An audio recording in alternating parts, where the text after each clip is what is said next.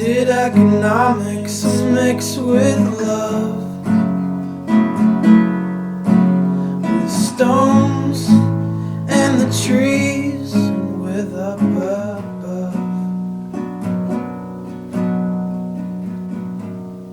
I don't own, I really don't own anything.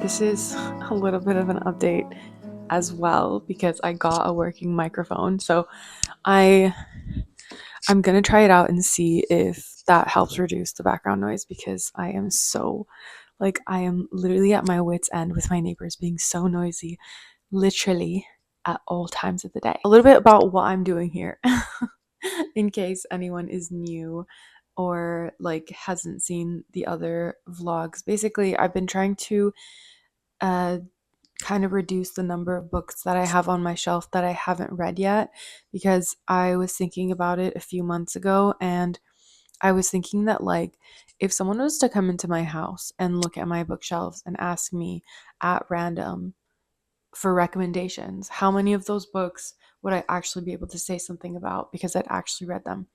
And while I have read most of the books on my shelves, I have more books on my shelves that I have read than haven't. There was a good number, like 50 something, that I hadn't read yet. And I know that it's because I've been prioritizing kind of audiobooks and ebooks from the library as opposed to the books that I have on my shelves that I own. While I don't buy a lot of new books anyway, most of my books are used books from used bookstores. I just feel like if I'm putting my money there, I should be using them. And by that, I mean reading them. So that's the whole premise of this specific reading vlog. I've been thinking about doing other reading vlogs for different books that I'm excited about that I don't own physical copies of, which I probably will do eventually. But this specific series, I've been very intentional about keeping going because I want to kind of get that number down to 20 or 10. Usually I ask my friends and stuff on Instagram to help me pick out of a pool of 5 to 8 books what I should read next, and then the top 3 that get the most votes are the ones that I read. But this month I anticipated being super busy in February. There were a few books that were already on my radar that I really wanted to read in February, so I picked for myself. The one thing I will say is that it's been kind of a struggle to sit down and read even in this month because just a lot has been happening at once. The semester started, so I started teaching again. I am working on final review and edits and rewrites of my book before I start querying it, which has been stressful. And so most moments that I have to sit down and do something, either writing or doing other things like grading or whatever that I need to do. That's all that. I did find one audiobook from the library of one of the books that I picked. So I'm really relieved. There was an audiobook for 2 of them actually, but one of them I really want to read and note and annotate and highlight and stuff, which I've already started doing. And then the other one is so short. We'll get to them. I'll show you guys. All right, so this is a little difficult because I'm holding a microphone in my hand. But so I'll just show you guys in order that I'm planning on reading them. So the first one is All About Love by Bell Hooks. So clearly this is the theme of um it's February, Valentine's month, so I wanted to read this book, which I've actually owned for a couple of years now, and every single Valentine since I bought this book, I have thought to myself, I'm going to read this, and I haven't. So this year I was like, you know what, I'm actually going to read this. I've already started annotating and highlighting and writing notes, and I've been really enjoying it so far. It is going by slowly, but only because I am reading it so slowly. So that is the first one. The next one that I'm going to be reading, this is the one that I also found an audiobook for. So I found I found an audiobook for All About Love, but I am very much set on reading it myself and like highlighting and making notes. But the other one I found an audiobook for is Bird by Bird by Anne Lamott. This is a writing book. It's about writing. She's a writing instructor from what I know. And I bought this used from Powell's in Oregon, also 2 years ago. And I've been wanting to read this. I've been wanting to pick this up like every single semester that comes around, because I'm just like, I'm going to be doing a lot of writing in the semester. I want to like have that viewpoint, but I've never gotten around to it. So I did find an audiobook for this, so I'm going to start it probably soon. And then finally, I am going to be reading A Room of One's Own by Virginia Woolf. Yet another like book on my shelf that I keep telling myself I'm gonna pick it up, I'm gonna pick it up, I'm gonna pick it up, and I just don't. This one seems like very short and like kind of easy to get through, and I do anticipate having some notes and responses to this.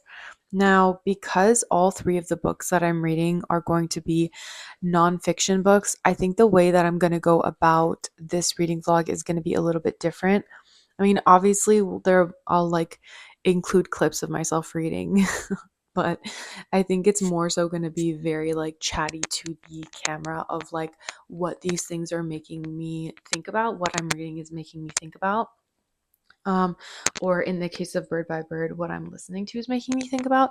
And then, like, I don't know, there obviously you can rate and judge a nonfiction book based off of how effectively it gives you information about what it is that you're reading about. So I will kind of like talk about that, but it's more so going to be a thing of like, what did I learn?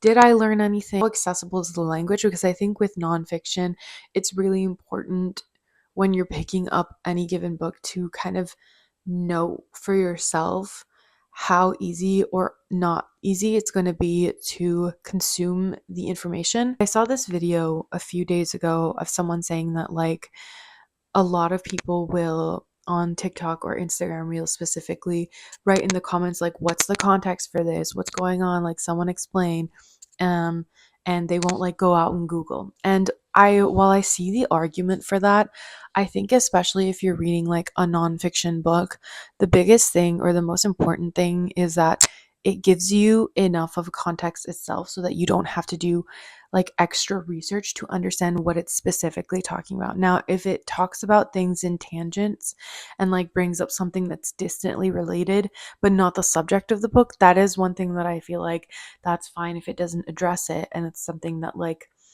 it's kind of pushing you to research for yourself.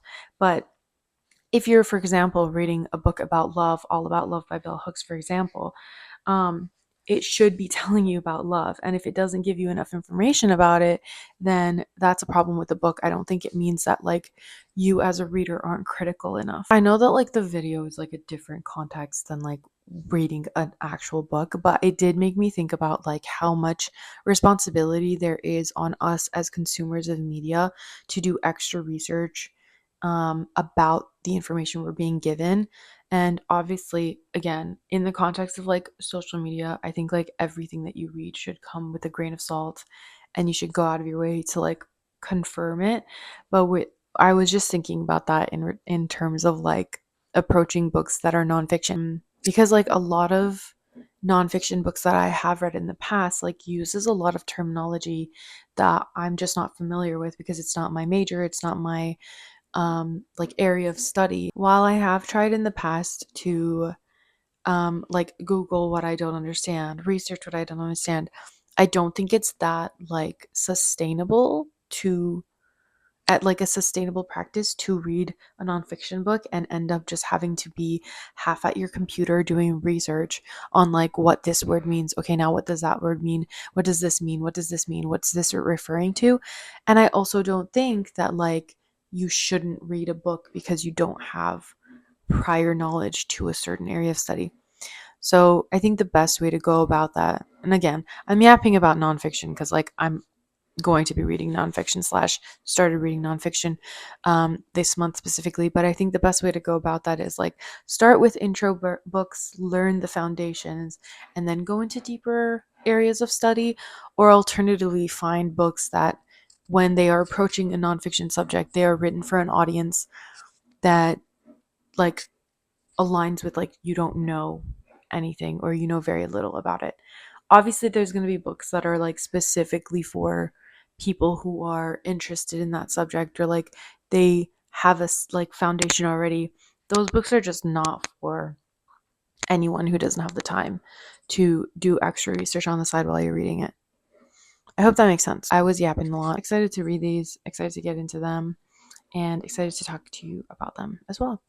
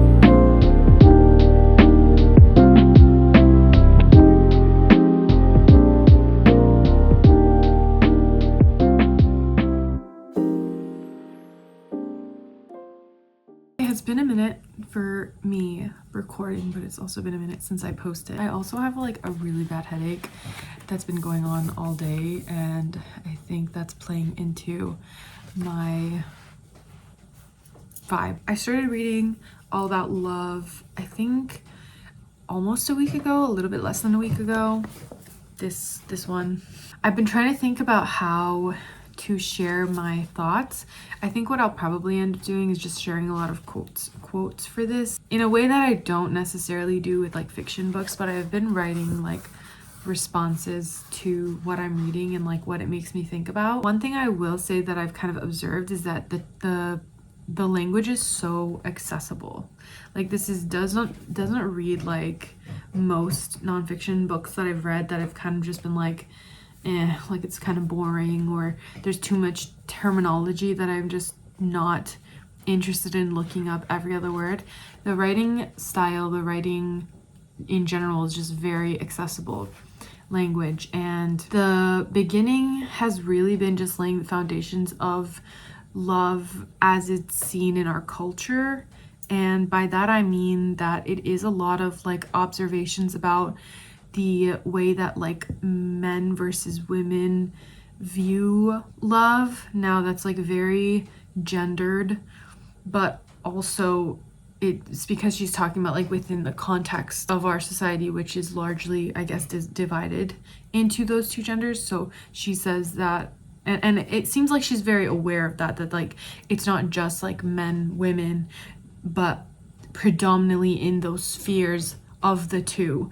Women view love in this way, men view love in that way. Men have written about love in one way, and women write or read about love in a different way. Let me just read a couple of what she has written that I kind of like highlighted or I noted. I'll just read a couple of them, of the quotes that kind of explain what I mean. But so in her introduction, because there was an introduction before getting into the actual book, she writes, "Yet whenever a single woman over 40 brings up the topic of love, again and again the assumption, rooted in sexist thinking, is that she is desperate for a man." And my response to that was like, that makes a lot of sense, and like that is definitely something that I have seen and experienced, not just in like people I know, but also in this idea of like the tech, like things I've read, media I've consumed. And I think it's definitely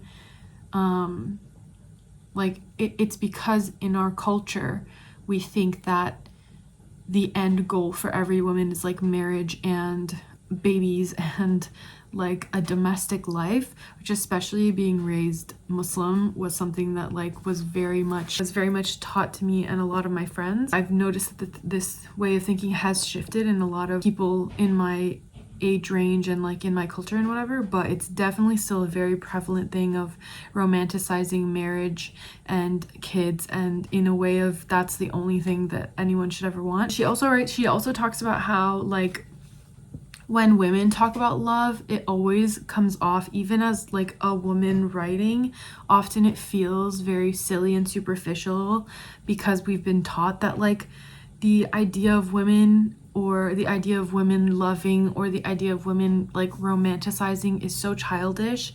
Whereas when men write about love, it's like, oh, it's seen as this like insight into the male ideas of like love and what they mean, and like, you know, that this like really unfair view of different people's ideas of love just purely based off of their gender, which obviously is related to like sexism. Another thing she wrote that I highlighted was, male fantasy is seen as something that can create reality, whereas female fantasy is regarded as pure escape. In this part specifically, she's talking about how when women read like romance novels, it's like, oh, that's the only like area where they're allowed a degree of authority to speak on romance, and even then it's just seen as like this like, ooh, like you know, escapist fantasy, as opposed to something that could be translated into real life, which I think is really interesting way to like, it's an interesting thing to think about, because I'm trying to gather my thoughts. What you'll often see is in a lot of like different spaces online, especially, that I've noticed, is that when like women are really, they're into like romantasy, or they're into romance, or they're into rom-coms, reading rom-coms, watching rom-coms and whatever, a lot of people dismiss, even women themselves will dismiss this idea that like those things can be a reality of sorts if the man is like very like lovey-dovey, or he worships the female main character. It's seen as like, oh my god, that's so cute. But like nobody, not nobody, but a lot of outside people, particularly people who aren't reading those books, will often see that and think, or even say like, oh, that's just like fake, like that could never actually happen in real life, like whatever, which I think is fascinating to notice, because in some ways it could, I mean, and it has been argued that literature can often impact how we behave in real life. And so when a lot of women are reading these rom-coms and these romance novels, and I'm not talking about the problematic ones that like romanticize domestic abuse and stuff, I'm talking about like Emily Henry rom-coms or Abby Jimenez rom-coms. I think it would be a very fascinating thing to, which I think I've noticed happening sometimes, of this thing of like, why can't the expectations of men in real life align with a lot of the things that clearly women like and are attracted to and yearn for, that exists in literature, like exists in the romance novels. And I think that ties to like what Bell Hooks is talking about here, because it really is this idea of like female fantasy is just escapism, like it could never be real, whereas male fantasy is often realized, and a lot of women like kind of actively seek to realize it. So it's even these like, when men have various fantasies, like it's very much a part of the culture to role play those fantasies, or like bring them to life almost, which I don't know, it just made me think about a lot of this stuff. I kind of want to write an essay on this because it's literally so interesting. But yeah, I think it's just, some pages I've highlighted so much.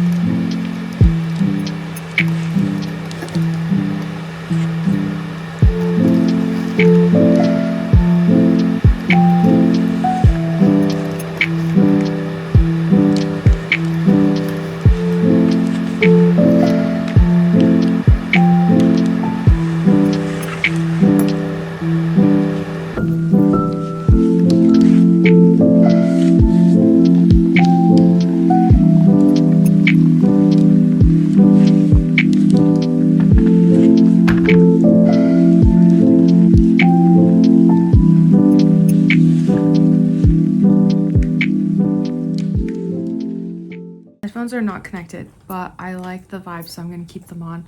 I'm trying like a turban style, which is the first time that it hasn't moved. Like, I've been wearing it like this all day and it hasn't moved. So I'm here to talk to you about two of the books that I selected for myself for this month. I ended up not DNFing because I didn't even start reading it.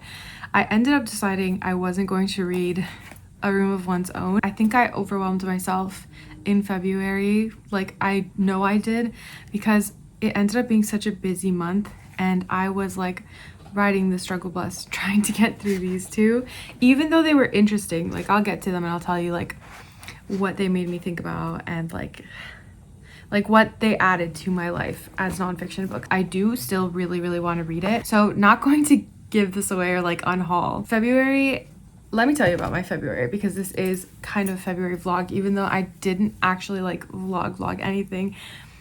Ever since I got back from my trip, I have been just catching up and like just getting into the groove of doing like thousands of other things. I started teaching again. I was rewriting / editing, like heavily editing my book, and then I've been working on that.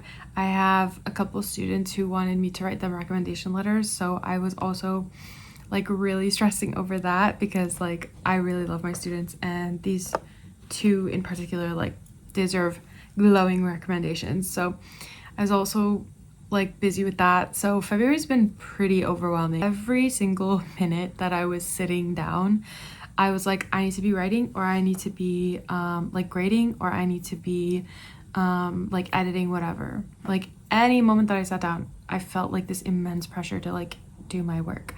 And as a result, I wasn't reading as much like physical books as I wanted to. I wasn't even reading like audiobooks as much as I wanted to, unless I was like actively driving and I was kind of forced to do it. I'm hoping that March is gonna be less busy, because I've already finished like 95% of what I need to do for my manuscript. I have a query letter ready to go. For my writing stuff, it's just gonna be like starting a new project that I've been kind of like marinating in for a little while. I know that sounds kind of weird, but like I've been just thinking about it for a while. I'm so excited though, because like I foresee a lot of like new stuff, like generating a lot of new writing content, and I'm so sick of like working on the same thing. That's all to say that I'm giving myself a break for not getting to this one. I'm glad that I read the two bigger ones. Like, this is not going to take that much time to read anyway, but I wanted to wrap up the vlog here because February is pretty much over. Also, like, these two, there's so much in them that I was thinking about. I was like, it's enough to talk about these two because they made me think about so many things. So like I explained, I read this via audiobook because thankfully I found one in my library had one. I didn't think that there was going to be anything in here that I'd want to like write about or like annotate or anything. I wanted to hear writing advice, the experience of like a writer. I'll start with this one. It was really refreshing to hear her take on writing and to kind of not only like hear where she started with writing, as I've read a few different autobiographical / like this is how I got into writing stories before, and this was like a really refreshing take. And I really like what she said about the value of writing even if it doesn't get published, because she was talking about how like she has a lot of students and all of her students are very excited and like passionate, and they are like, their main thing is that they really want to get published. She was explaining how like the chances of getting published in the way that people want to get published are actually quite slim, and most of them won't really realistically get published. And it was like kind of scary to listen to because I was just like, oh my god. But also I think it was nice because it was a reminder that if you're writing because you want to write and not because you only solely for publishing, then like that's kind of how you know that like it's something that's important to you regardless of the outcome. And for me personally, as I was listening to this, it just reaffirmed my whole stance on writing, which is that like I'm going to do it regardless, because it just like does something for my soul. And that's kind of like what she was saying as well. She was telling this anecdote about how she was leading this workshop, and there was this one kid who his writing was not like up to par with everybody else in his program, or not his program, but like everybody else in the group. And people were being like really nice when they were giving feedback instead of like, you know, giving like harsh criticism. And then this one girl was like, did we all read the same thing? Like, that was so bad, blah, blah, blah. And like, as she was recounting this, she's kind of talking about how like it doesn't matter. Yes, everybody wants to be like the next big great writer, but the fact of writing itself is like a privilege and a good thing and an art. And I don't know, I feel like that like little story slash tidbit is just always going to stay in my mind because, well, first because I was like, oh my god, I hope everybody in my program isn't just being nice to me when they're saying that I'm a good writer. I think the writing world is such a complicated space that I don't even know that much about. Like, I've heard about it from my peers or my teachers specifically, and like it's like a whole beast of its own. And this was just like, as a whole, I think a reminder that getting published is not actually an indicator of how good of a writer you are. And like, I always know that, and I remind myself of that because there are some like really bad, like bad, not even content wise, like bad writing wise, books out there. And when I compare those, I mean, I'm gonna say it. When I compare those to what I've written, I'm like, at least I'm better than the worst. Okay. I've read other books by like published authors, and I always like reading them because it's just fun to see their different perspectives and their different like origin stories, but it's also cool to see how they view writing for themselves. And I think something that I see consistently is that they never give up. Never give up. Never what? No, what is it? Never back down, never what? Never give up. Never back down, never what? Never give up. They consistently say that they would write regardless of publication. I think it's consistency and persistence and just like of a passion for it. The point is, this was really, really fun to listen to. I liked it, and I liked her voice. Like, her voice was so strong. She made so many funny jokes that I laughed out loud about, or I like smiled at as I was like driving or whatever. It made me laugh. And it was like just a really unique perspective as well. And also, her name is Anne Lamott. It's not Lamott. I'm so, like, I feel so... Just pretend I never said it wrong because it's Lamott. I can't go back and re-record. Her name is Lamott, not Lamott. I'm dumb. I just assumed she's like French or something for some reason. Anyway... Bird by Bird, the second book that I read, which was All About Love by Bell Hooks. I loved this book. I'm so glad I finally read it in February. I finally read it. The one thing I will say that I noticed right off the bat is how accessible Bell Hooks' writing is. It is so easy to read. It is so easy to read and understand. And she says things in such simple terms. Like, she will lay out for you how different aspects of our society's culture impacts how we view love or how we interact with love, for example. And she also lays out like how what she calls a love ethic would impact how we act and interact in society in all like areas of our life. I think something that I didn't expect coming into this book was her really getting into like every aspect of life. She talks about work, she talks about romantic relationships, she talks about relationships with child-parent relationships or child guardian / mentor relationships. She talks about friendships. She talks about like it like she literally covers all the bases. I highlighted so much to the point where sometimes I was like, am I highlighting like every single page? There was just so much and so many things that like I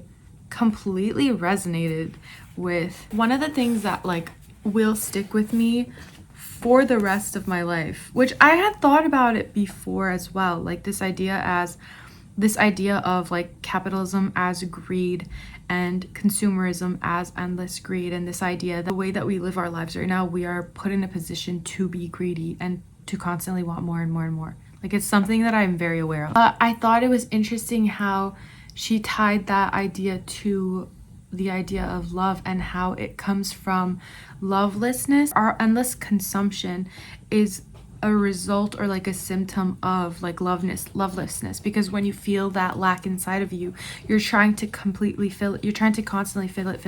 Our society like feeds us these like contradicting ideas of like, you're going to be fulfilled by love, but it's going to be like a whirlwind of emotion, and this idea of like not having commitment in relationships, not just like romantic relationships, in any relationships, and how that leads to us being disappointed by love. It really made me think about so many different things. She talks about how abuse and neglect negate love. They cannot exist in the same place as love, and a lot of people who experience like abuse when in their childhood, they struggle with understanding love as they grow into adults, because they are taught this contradicting idea of, oh, your parents are like hitting you because they love you so much, and that's just simply not true.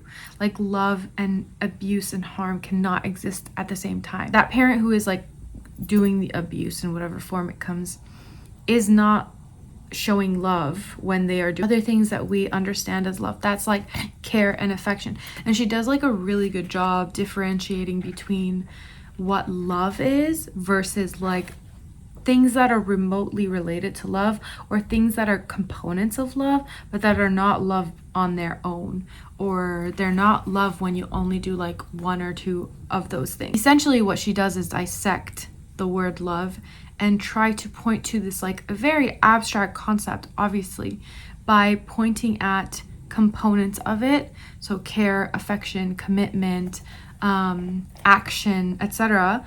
And then she explains how doing these things all together would lead to a more loving and fulfilling life as individuals and society. She also talks about how like the absence of love leads to a lot of like narcissistic self-care. So there is self-care and self-love that is like vital to us as human beings. Like, we need to love ourselves, we need to care for ourselves, we need to respect ourselves, etc.